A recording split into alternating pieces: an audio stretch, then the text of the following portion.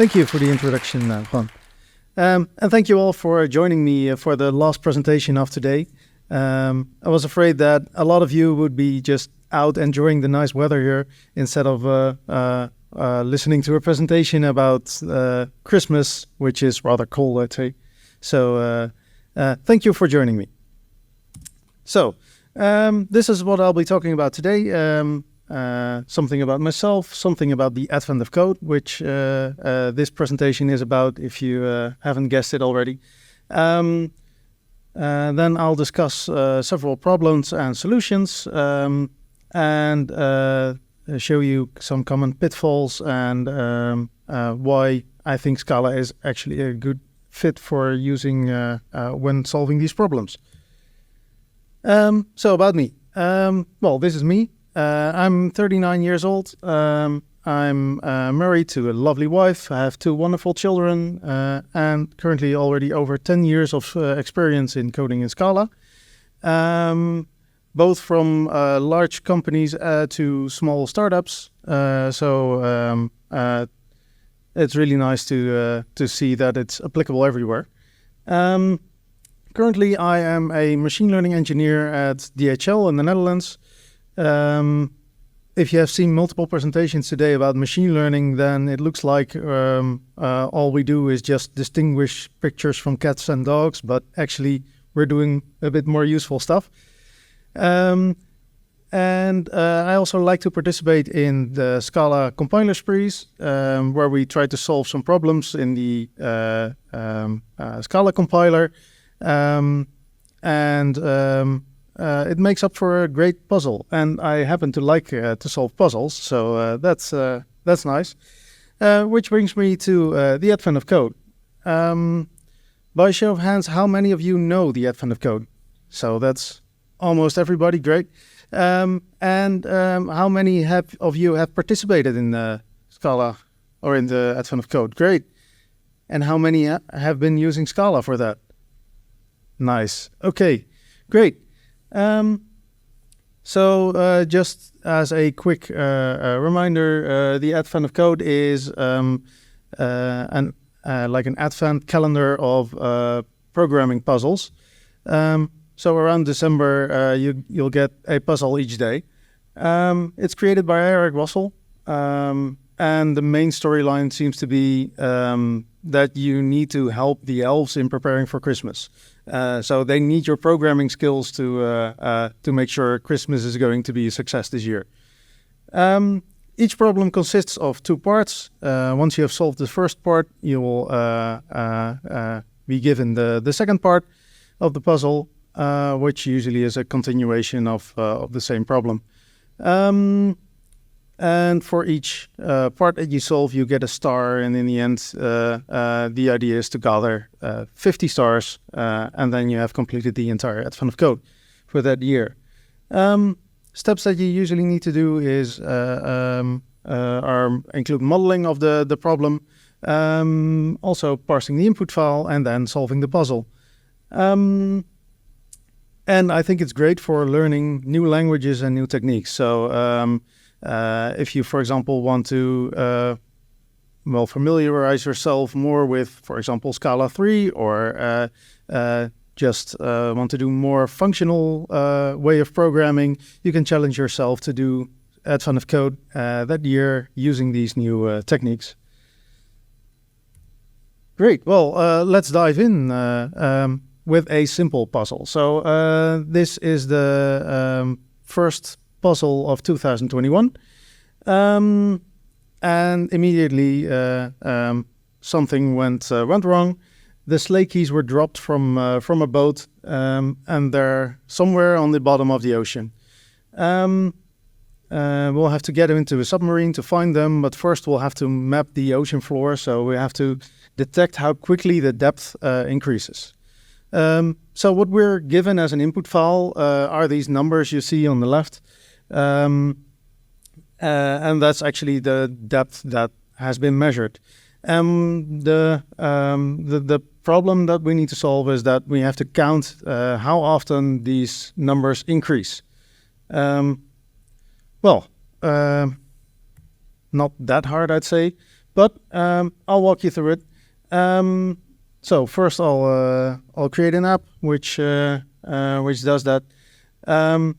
I've placed the input file in my resources directory, so I can use source from resource to read that one. Calling get lines gives me an iterator, and then we'll just map each line, which contains a number, to an integer. Bear in mind that will throw an exception if you don't, if it's not possible to convert it to an integer. So maybe you don't want to use this in your day-to-day code, but there's also an int option, which might be more suitable for production use.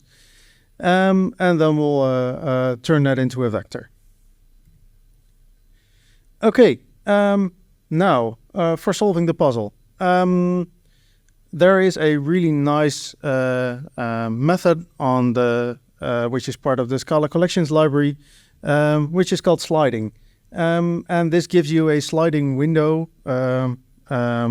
over the collection. So it transforms your collection into a collection of sliding windows over that collection. And then it's quite easy. Then we can just count how often the first value is lower than the second one.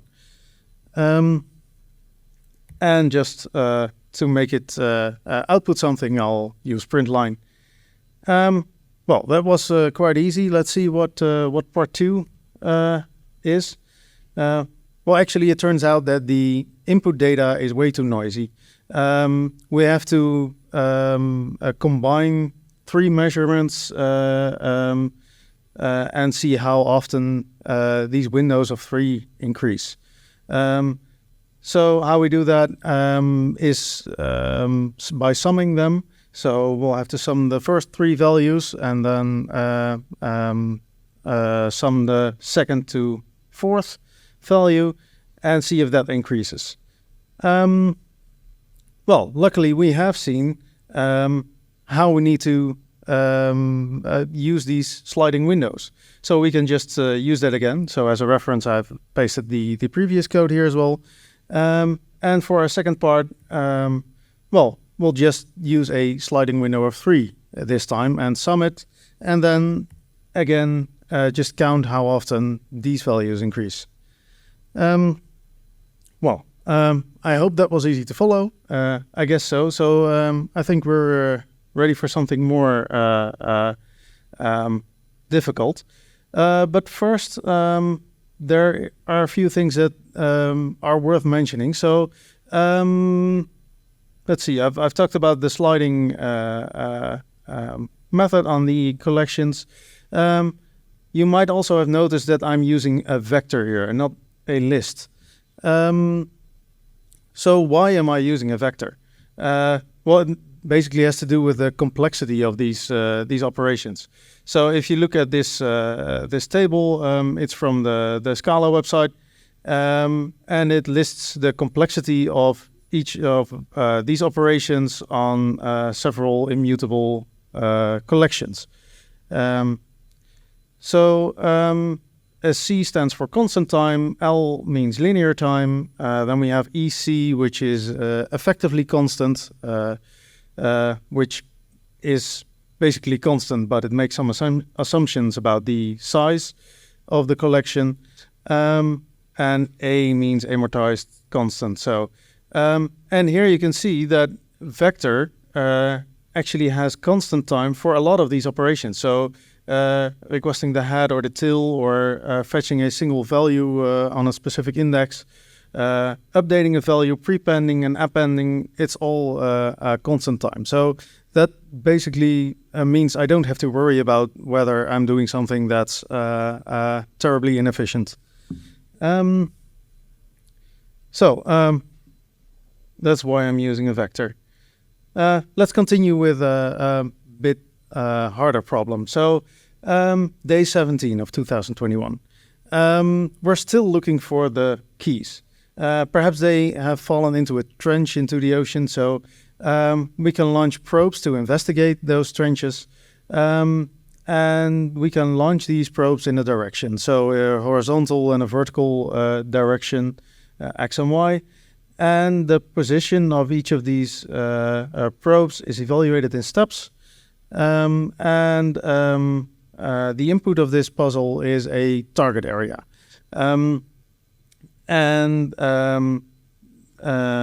It's subject to the following rules. So the x position increases by its x velocity, and the x velocity is actually equal to the direction in which we launch it. And the y position increases by its y velocity, but then each step also these velocities change. So the horizontal velocity changes by 1 toward the value of 0, so it's going slower and slower forward. And due to gravity, the vertical velocity decreases by 1. So it starts, if you launch it upwards, it's going slower and slower upward, and then going down and faster down. And then the question is, what's the highest y position that you can reach, given that you also hit the target area? Well, this is already a bit harder to do, so let's see how we can do that. For a nice example here, so we'll start in the S position and then launch it, and each step is shown here by a hash symbol, where you can see where it reaches the target area. So let's first model the target, our input. So the target area actually consists of two sets of coordinates, an x and a y of two of the corners of the target area. And it's useful to define a few methods on that. So whether we are in the target given a set of coordinates, and whether we have passed the target. And once we have passed the target, we will never hit it again. So that's useful to know. The logic isn't that complicated, so I'll won't explain that in detail. Next up is parsing the input file. So, like I said, the target area, that's our input, and that has a specific form. So, the input file here actually consists of one line. So that's why I call next, and then use pattern matching to get the to parse the input. And this is a nice feature of pattern matching that I actually didn't know before I was solving these puzzles, so that you could actually extract values from there to use them later on. So here we extract the x and y coordinates and convert them into our case class. Next, we are going to write a recursive function. But I know it's late today, it's the last presentation. Don't worry, I'll talk you through it. Basically, what we're trying to do is to see if, given an x and a y position and a horizontal and vertical velocity, whether we are ending up in the target, and if we end up in the target, what is the maximum y value that we have seen.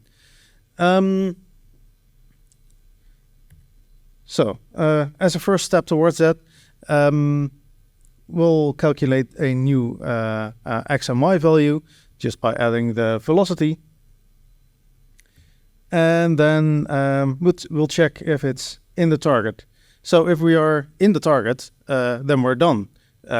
So then we can return the maximum y position that we have found and compare it with the new y position. And then we're done. So equally, if we have passed the target, then we're also done. We know we will never hit the target, and we haven't hit it before. So this is actually not a valid solution. And then for the other case, we'll have to recursively call this function.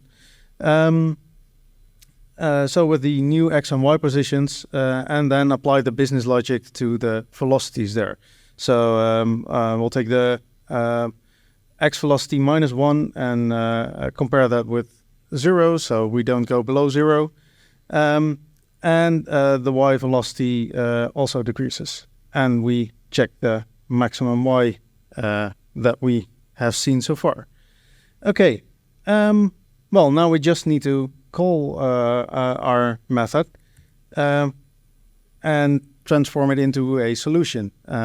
Because, well, we don't know what part 2 will be, so let's also create a case class for our solution, which is an x and a y, that it's the direction in which we launch the probe, and the maximum y, so the maximum y value that we have seen when launching in that direction.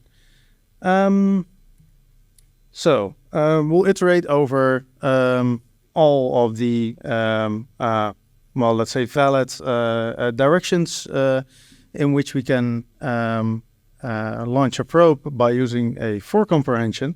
So this will look at all the combinations. So you can, with some logic, you can deduce that the x value has to be between 1 and the target area, and the y value has to be between the target area and some arbitrarily large number. So if you look at the input, then it looks like 500 is a nice large amount that is large enough. So with that, we'll call our recursive method. Once we have the solution, we'll map it into a solution case class. And because we get options back, and we're only interested in the valid solutions, we'll flatten that to get rid of the options. So the nones are gone, and we just have our valid solutions. And keep in mind, we're just looking for the maximum. So that's what we're doing here. Again, by using a nice function on the collections library, we'll be looking at the maximum y value of all the solutions that we can find. Okay, great. Now, yeah.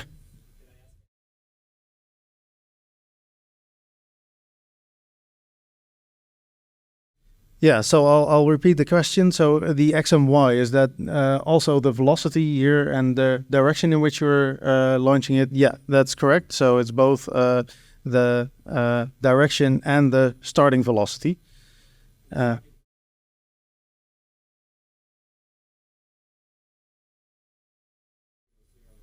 Mm-hmm. Yeah, we're starting at 0, 0. I've tried to condense the problem description a bit because usually you just get a wall of text and then have to find what's actually the puzzle that you need to solve.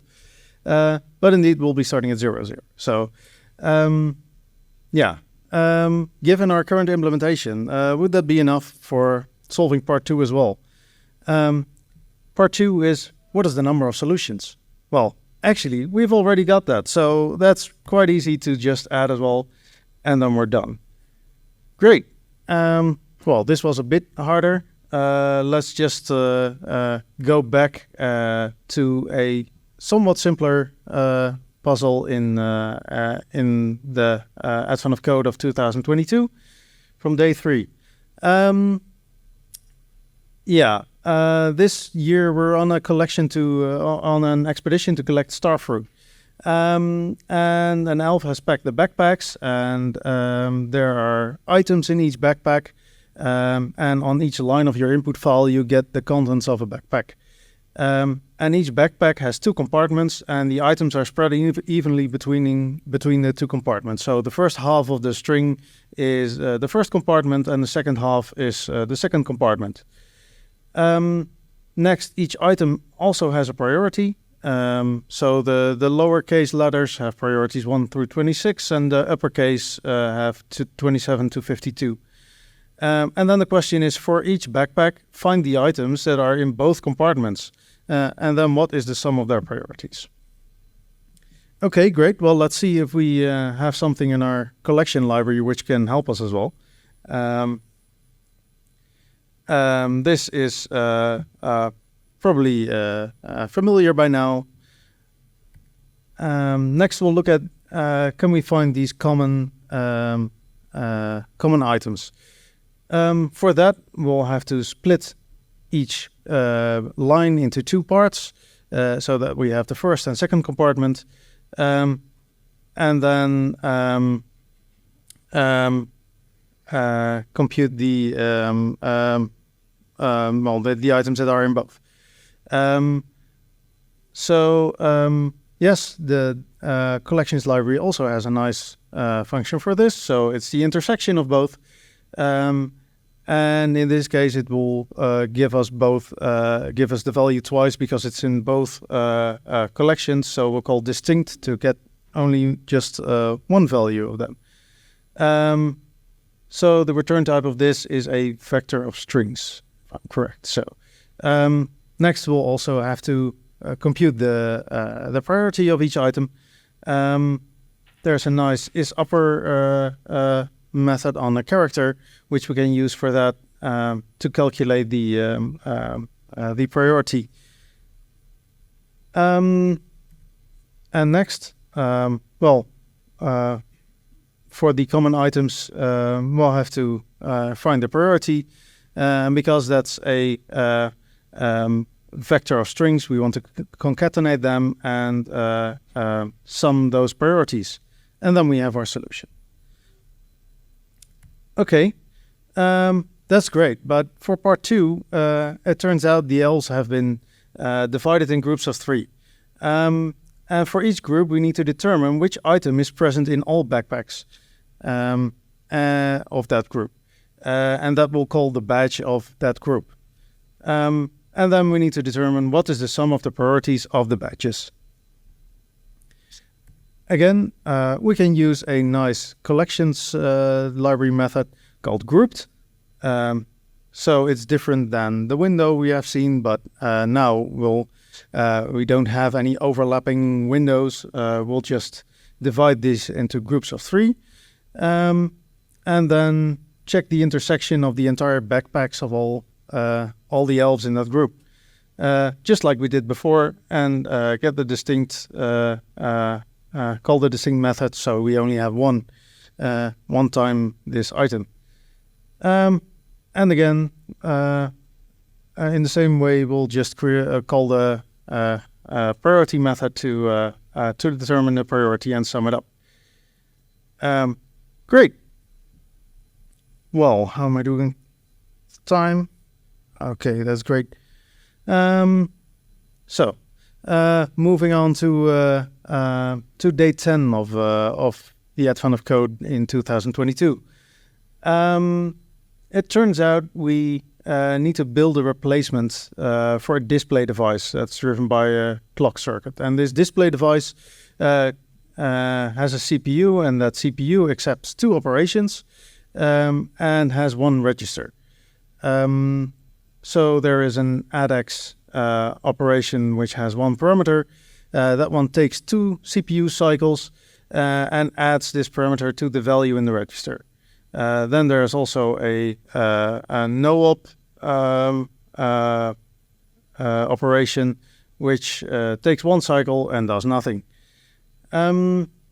So then you're given a program. So you can see a small program below here. The actual input that you get is way longer. So I think it's hundreds of operations.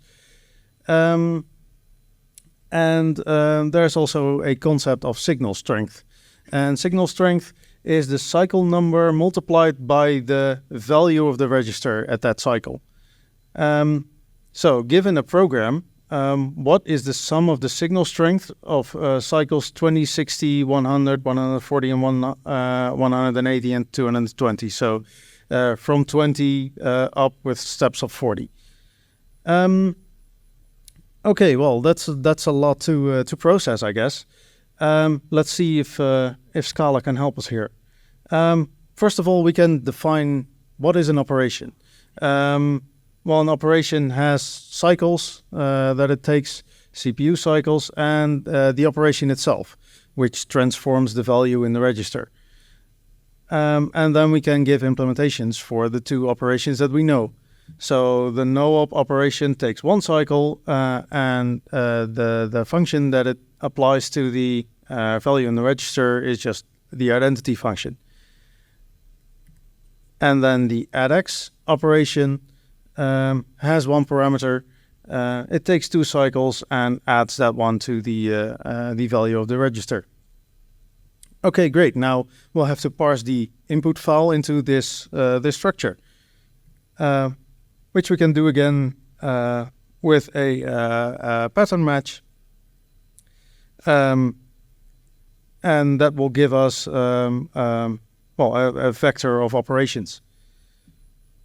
Cool. So we have our program. What next? Next, we need to know at some specific cycle what is the value of the register.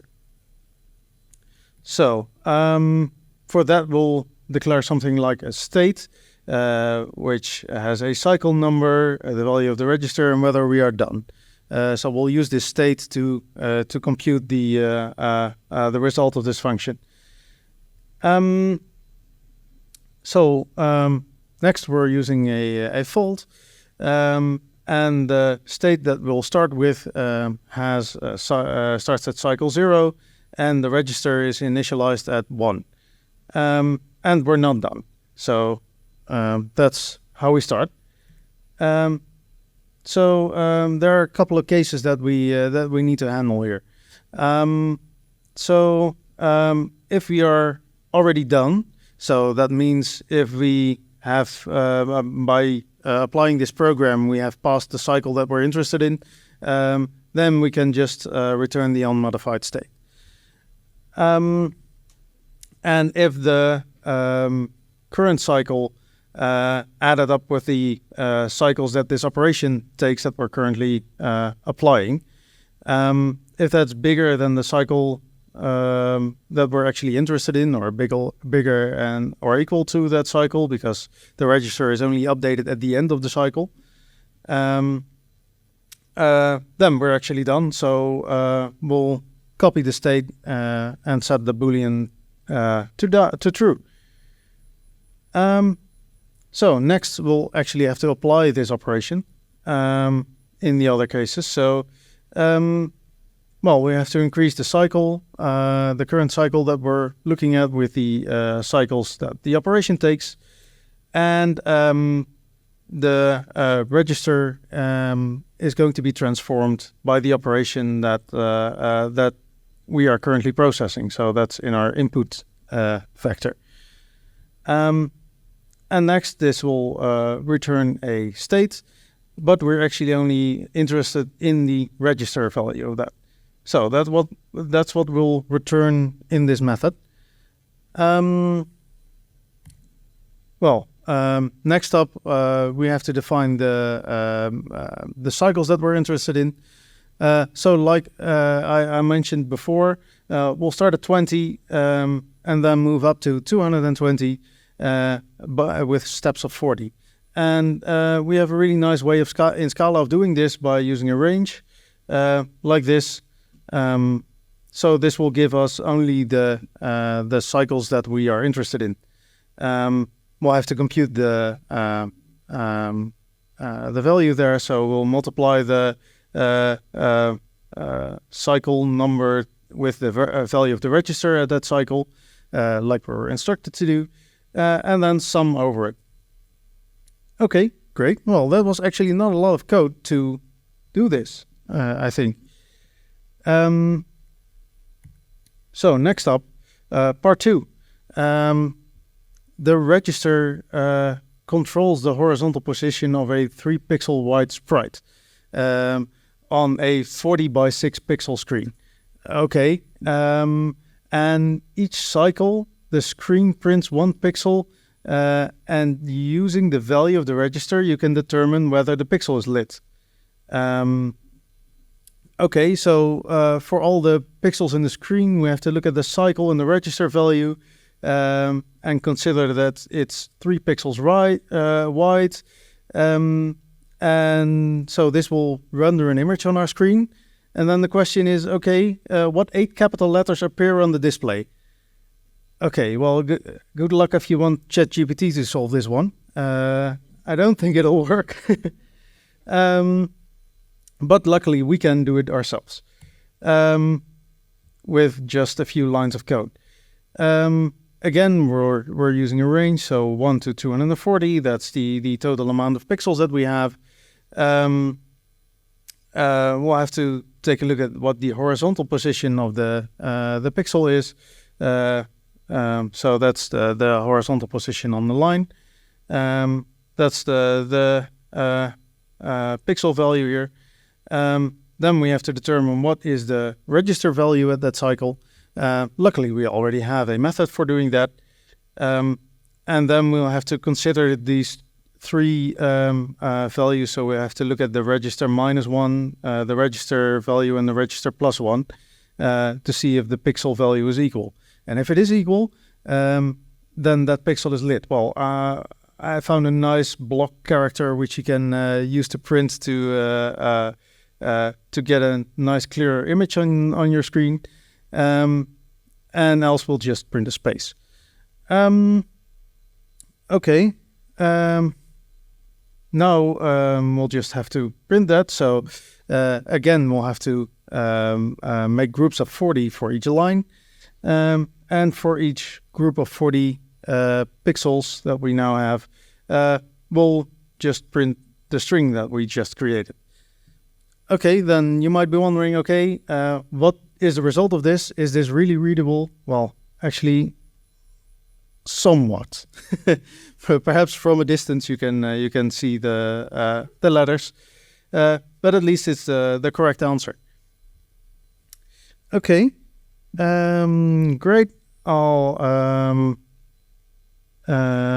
let's see. Yeah, maybe I have a few more minutes to explain this one. The last puzzle of last year. In the end, we turned up with a lot of hot air balloons, and each hot air balloon has a fuel requirement, and we have to add up the total amount of fuel that we need for these hot air balloons. But unfortunately, the numbers are in special numeral analog fuel units format, or Snafu for short. What that means is that the numbers are not in a normal decimal format, but in base 5. So, and the digits are not 0 through 4 then, but they are 2, 0, 1, 0, minus, which is equal to -1, and double minus, which is equal to -2. Below here you can see a table of the decimal values and their corresponding Snafu version. So 1 is equal to 1, 2 is 2, 3 is 1 times 5 minus 2, 4 is 1 times 5 minus 1, 5 is, and so on. And when the numbers get larger, I don't think it's humanly possible to deduce what number actually is which Snafu number. So again, we'll have to write a program for that. The result will have to present in Snafu as well. So we have to compute this both ways, both from Snafu to decimal and then calculate the result and then back to Snafu again. Okay, we'll read the input file again. We'll at least need a function to convert the Snafu decimal to or Snafu number to a decimal, a single digit. So that's what we're doing here, using pattern matching again. One thing to note is that I use asDigit here on a character. You can also call toInt, but that will give you the ASCII version, ASCII number, which we're not interested in. Which is a nice, thing to shoot yourself in the foot with. So that gives us for one digit the decimal number. Now we need to have for an entire number the decimal value of that. This is one way of doing it. There are multiple ways, but so we're reversing the string. Then we're zipping it with the index. So now we have tuples of both the character and the index of that character. We'll call to_decimal on that character, and we multiply it with 5 to the power of the index that we're currently in. So we'll start at the rightmost digit, and then so we'll multiply that by 1, and then the digit next to it is multiplied by 5, and the next one by 25, and so on. So now we have a way of converting strings to decimal. And then this one is the other way around, so won't be going over it now, but basically we're doing this one digit at a time and recursively calling. Okay, great. This actually gives us our solution, and we're done. Now, for part 2. Part 2 usually is a Christmas present, so if you have solved all the puzzles before, then you will get part 2 for free. You'll get a free star if you solved everything up until part 1 of day 25. And then we're done. Great. Well, let's continue with the common pitfalls that you can hit. So one thing is not reading the problem statement right. And yes, the typo is intentional. Usually you get a wall of text with all kinds of details, and some of them are important and some of them are not. But you do have to read the problem statement correct to see what's important and what's not. Also, you might not be looking at your input or the input specification very carefully. So you have to see how large are the numbers. Is there a possibility for example, an integer overflow, then just switch to longs, or even bigger numbers? Are there any specific constraints that you can take advantage of in your input? Then you might try to solve everything within one big method, which quickly becomes unreadable and untraceable, especially when somewhere there is a bug. Then it's hard to debug. So try to decompose the problem into smaller problems and solve that step by step. Okay, then you might also write a very inefficient solution. Especially the problems that you get towards the end, you have to do some clever stuff to solve them within a reasonable amount of time. So think about how many steps or calculations that you have to do. Basically, anything below 1 million is fine. It will just compute in under a second. For larger problems, caching might be a solution. So you might just get away with adding a mutable map as a cache, or if you're a more functional programming style user, then you get the cache as part of your function parameters. So that's also a nice option. And next, just don't introduce bugs. Well, easy, right? Well, actually, that's where Scala helps us. Some benefits of using Scala. So we've seen a lot of these collection methods that we're using, and they're included for free. So we can use them, and probably they are bug free. So you can use them. That helps us a lot. We don't have to implement that ourselves. I think the main idea in Scala is to use immutability, and this will also prevent some nasty bugs in where mutable things will cause bugs. Also, we can take advantage of the type system. So a lot of bugs are detected at compile time. So if you try to add up numbers or things that cannot be added up, then the compiler will warn you or give an error about that. And then there are a lot of things on the language that are helping us to model the problem in a easy and comprehensible way. So, for example, case classes and sealed traits and enumerations that will give you a clear model of your problem, which makes it easy to spot any bugs or modeling in your modeling, for example. And there are some other syntax features like pattern matching that make it possible to write easy to read code and allow you to spot and prevent the introduction of bugs. Okay, so not everyone was raising their hands when they said they were participating in the Advent of Code. I hope I sparked some enthusiasm for you. How many people intend to participate this year in the Advent of Code? That's a lot. Nice. Okay. Well, I'd say have fun in doing that. You can create a private leaderboard with your friends or colleagues. So there is also a global leaderboard, but getting on that is really tough. Just start out with a private leaderboard. There is also an Advent of Code channel on the Scala Discord server, which gets unarchived about every year. So, and I think there's also a leaderboard shared in there as well, so which you can join.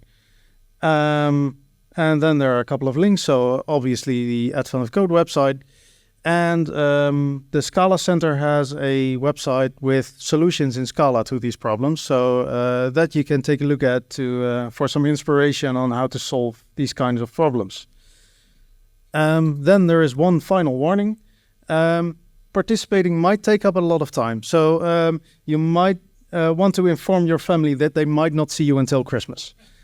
And but it's really fun to do, so I encourage you all to do that. Thank you.